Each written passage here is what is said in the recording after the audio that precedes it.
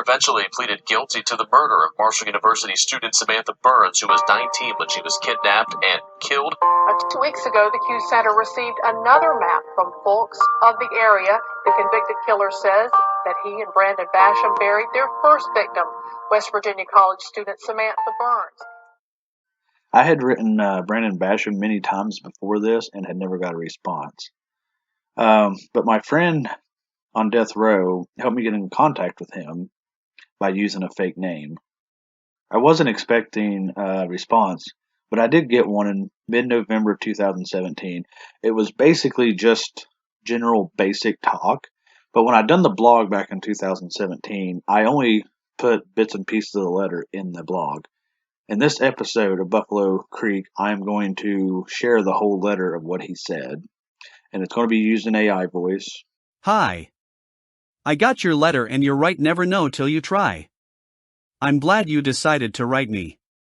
Sorry it took so long to write back. Been little under the weather. I'm okay now, so you speak your mind. I like that.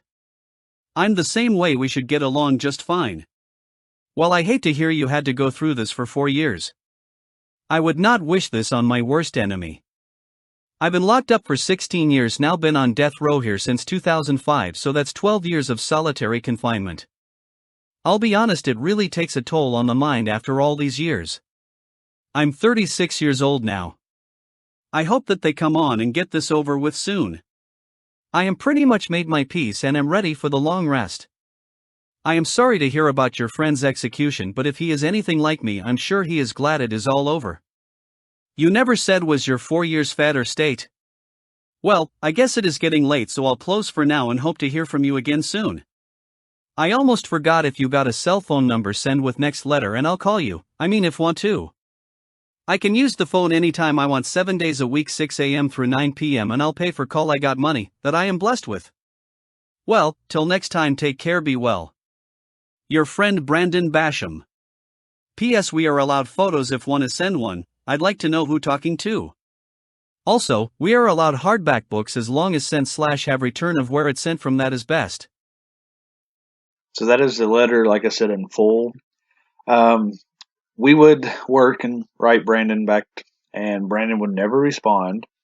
But just, with him talking about he has money, so apparently either, people send him money or he has to generate money somehow, because usually death row inmates cannot work. As far as I know, death row inmates are not allowed to work unless they have like a side hustle or something in prison of selling things they get. But I would not hear from Brandon, like I said, again until almost like over a year. And I found it so odd, and I was curious, what the letter contained, because I get emails of the mail that I get coming in, and it turned out, it wasn't anything serious, but he had basically said that he just wanted the right to let everyone know that someone had sent legal mail marked with the lawyer's return address, and they had opened it. And it had a different postmark in the address, and they say it was not legal mail, and that's all they would tell him. So now he was under investigation. And he mentioned that he had a bunch of people to write back.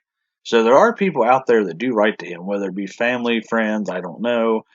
Like I said, he don't really speak publicly about the whole case. I have heard things throughout the years of where he has still tried to help, the FBI try to locate where Samantha's at.